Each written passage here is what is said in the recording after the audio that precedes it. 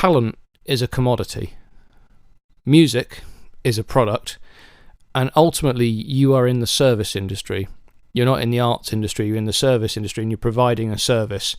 Music is very much an industry, and however you may feel about this and capitalism and all of that stuff, you've got to be a business person to succeed, whether your metric is money or the number of streams or the number of people at your gigs or even how much you sell in merch.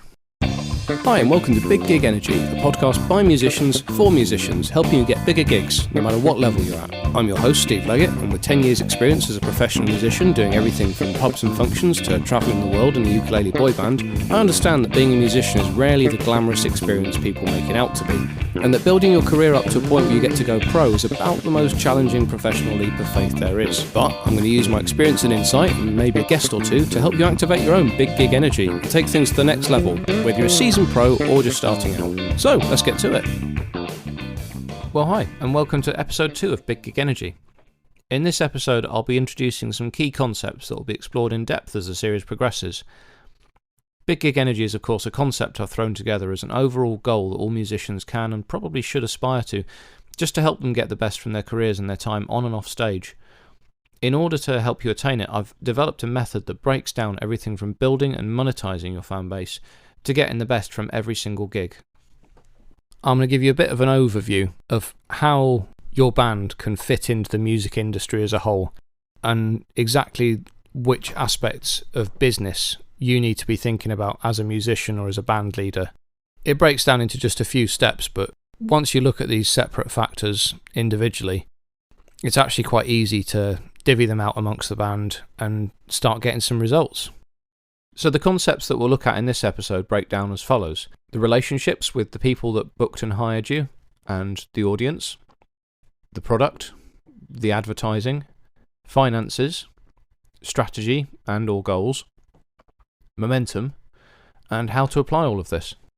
In the rest of this series, I'll then look at each of these topics in a little bit more depth, specifically starting from the product onwards, and just do a bit of a deeper dive into each one with an episode of its own and give it the attention it deserves.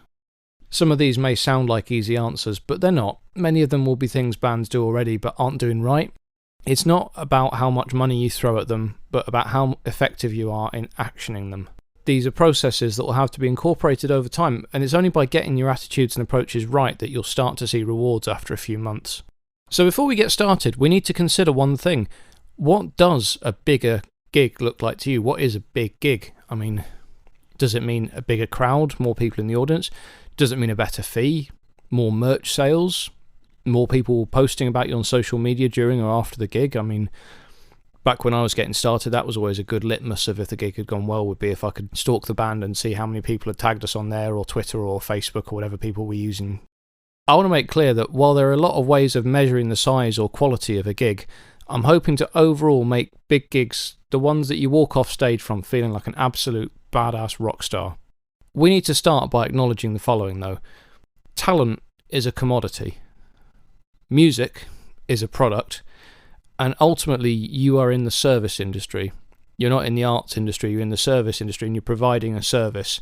Music is very much an industry, and however you may feel about this and capitalism and all of that stuff, you've got to be a business person to succeed, whether your metric is money or the number of streams or the number of people at your gigs or even how much you sell in merch.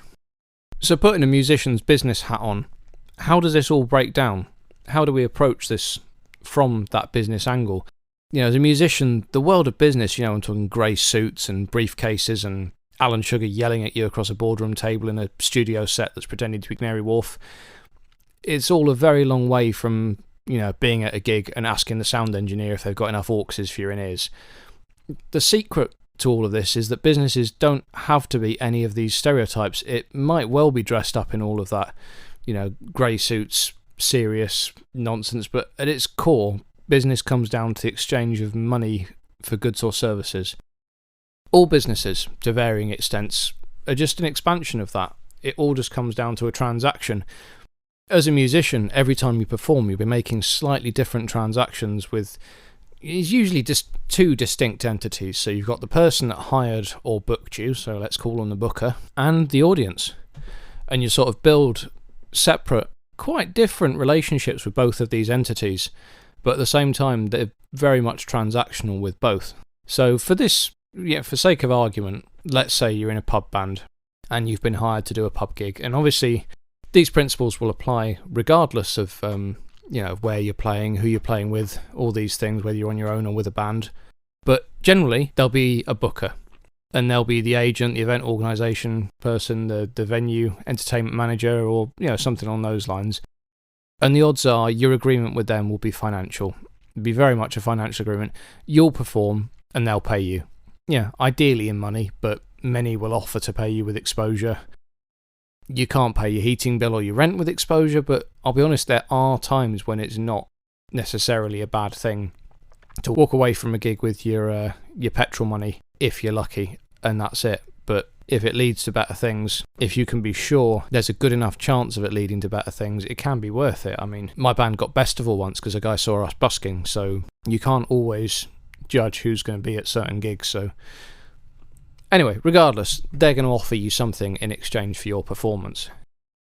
The audience might not seem an obvious participant in all of this, but they are in fact the end consumer. The booker is usually a middleman or a sort of wholesaler. They're purchasing you to sell on to the audience, who have either paid tickets to come and see you, or they might just be spending more at the bar because there's a band in and they're not going to go to the next pub until the end of the set. So the booker will usually purchase you to sell to the audience for the highest price that the audience, or the couple if it's a wedding or whatever, are willing to pay. The audience, despite being the end user, will however reciprocate with you directly, in addition to through the booker. This is by seeing you, responding to you, potentially becoming or remaining fans. You can set up direct accounts with each and every audience member, really. Like, you don't know when you play a pub to a large group of people how many of them are, for example, getting married in the next year or so, or planning on getting married, and they might see you and get a card, and for all you know, you could end up playing their wedding, and that pub gig could lend to a wedding where you end up getting paid triple what you're getting for the pub. So it all links together and it all follows, and it's just that thing of you don't know who's going to be in the crowd, so you're very much building a relationship with the people there. So when thinking about the exchange of goods or services for money, it's crucial to look at the goods or services, in this case the product, which is your show. This is what it is. Your set, your time on stage, that is the end product, that's the thing that you're selling, and everything else off the stage is essentially marketing for your time on it. This is why your set needs to be the focus of what you're doing, and it needs to be as good as possible. It's all very well having the best branding and the best social media or a really cool looking poster or whatever, but if your set isn't up to scratch, that's the ultimate product that people will take issue with, and it's the thing people will feel wronged if it's not as good as they're expecting. Practice as much as you possibly can. You've got to rehearse together if you can. Consider adding lights or choreography or anything like that. It's all just part of getting that product as good as it can be, so that you can be justified in charging as much as you can. And most importantly, the better the show is, the more fun you will have playing it. Because if you get up and you know it's a good show, and you know that the 2 sets or the 3 sets that you're going to play that night are going to be good, then you have so much more fun playing them. There's a correlation between the amount of money you get paid and the amount of fun that you have often. Not always, I've played some really badly paid pub gigs with some mates that have been great fun before, but a lot of the time if you go on and you're doing a professional gig and you all know what you're doing, there's so much less pressure and it's so much more relaxed and it's so much more fun as a result. And I would argue you should be aspiring to that first and foremost, and if the fun happens to pay better, then great. But obviously for some people the priorities will be differently weighted, and that's fine. Another thing to consider would be advertising. This, in my mind, breaks down into 2 things. Marketing, so that's to punters, people that might come down to your gig. This might not be your responsibility if it's a bigger gig. If you're being hired by a theatre, for example, they're going to be putting on all the advertising and stuff for it. Social media, banners, merchandise and stuff, that all comes under the marketing thing, and that is directly aimed at the consumer, and I suppose people that come to the show as well, which again, the consumer. And then on top of that you've got outreach, which is arguably what you'd send to the venues, to your booking agents, prospective, anybody that might be looking to hire you. It's a very different animal to marketing, on account of how advertising to punters, it's going to be very much social media posts and little videos and backstage antics and all of the things that bands do. Whereas outreach is very much you want to have a promo pack. This needs to be down to business. You need to have a biography of the band, some general information, price list, set list information, some videos, links to any notable achievements you have online. I'm talking recorded music, anything like that. These are all things you'll need if you want to approach a venue for work. You need to show them that you're credible. And having taken the time to put together things like, a website, that's another one where not so much for the punters, but for people looking to hire you, you can say, well, I've got a website, here's my portfolio, effectively. And it's a great way of getting the message out there of what you can do. Continuing with our brief overview of the clash of titans, as it were, between the worlds of business and music. Finances, of course. You think about business, usually your mind's going to go to capitalism and therefore money, and at the end of the day we all got to keep the lights on, especially at the moment. How much to charge for a gig? It's definitely worth spending a whole episode on that at some point, but for now it's fair to say you should be charging as much money as you can possibly afford to, and that it's always better to be the act that people can't quite afford than the act that gets a reputation for being a 7-piece that will go out for a tenner a head. There's such a thing as being reassuringly expensive and suspiciously cheap, and if you're too cheap, people will assume you are poor quality, and you might do some mates favours, and you might get some people to brag to their mates about how cheap they got you and what a great deal they got on the band that are actually surprisingly good. But as a long-term marketing strategy and a long-term business strategy, I cannot advise against it in strong enough terms. But if you're aiming yourself at being a professional band and you're aiming for the next level, you need to charge for the level that you're playing at, if not slightly more, and be willing to negotiate, not the other way round. But what you charge for gigs is just the start. Of course, there's other considerations like expenses, travel expenses, whether you set up the band as a company or whether you're self-employed, all these other things. There's so many different considerations, and the bigger and the more successful you get, the more you have to think about exactly how this is all going to work out and the best way to approach it, really. I would say for starters, and this applies to everybody of every level, if you don't already, I can't urge in strong enough terms that you have some kind of spreadsheet going on. This is just to sort of see an income and expenses type deal, and you may well do this already, you hopefully do this already, but whatever level you're at, just keep an idea. So, if you use taxis to get to and from gigs, make a note of how much they cost. If you get paid for gigs, make a note of what you earn. Just have a little ins and outs spreadsheet going on, and it can be really interesting to see, if you are turning a profit.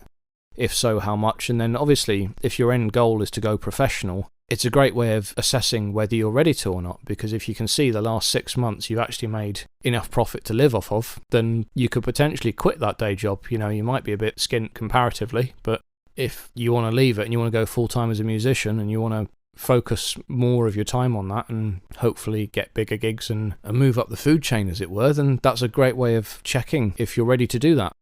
Moving on to goals and strategies. Every band should, of course, have strategies and goals. You need, like any business, you need to know what you want, what you're aiming for, and how you're planning on getting there. Obviously, this is going to depend a lot from person to person, their goals and aspirations, whether it's to go full-time as a musician or to graduate from playing pubs to playing weddings. Any of these things, there's going to be certain set ways of doing it, and they're generally going to come down to the things that I've discussed in this episode and we'll discuss through the series. Things like getting the product right, getting the advertising right, pitching it correctly into the right people. If you keep pushing along these lines, you will progress and you will achieve more and more interesting stuff, and you will get closer and closer to whatever your goals are. You will get closer to them. The trick is to set goals that are realistic enough that you can actually achieve them, but that are also challenging enough that they're worth achieving. And when you get that balance right, the payoffs are immense. But of course, when this all comes together, momentum is the ultimate goal. You want to feel like every gig you play was bigger than the one before it. You want to be moving on and up every single time. You want to come off the stage knowing it was the best performance you've ever given and that it was the best gig you've ever played. You want to have had the most fun. Ideally, you want to be paid the most money. And when you start to build up momentum, when everything starts to come together, you reach a point where that is very much the case. And of course, it doesn't go on forever. There will be times when you hit a ceiling and when you're playing the best pubs you can possibly play as a pub covers band. And you have to ask yourself, well, am I happy here, or do I want to push for the next level up, which is usually weddings and functions? And if that's the case, you'll need to rejig a few things, and you need to redo your website and redo your promo pack to aim at a very different audience. But once you target your marketing correctly, there's nothing stopping you starting to build that momentum up again. But I guess my point here is that it's not always linear, and there are going to be times where it feels like you're absolutely skyrocketing, and there are going to be times where you just think, well, I've just played the same gig 4 nights in a row, what's next? So it's about sticking with it, and when you hit ceilings, it's about recognising that and being prepared to make the tweaks that are needed to get the very best from what you're doing. So how do we apply all this?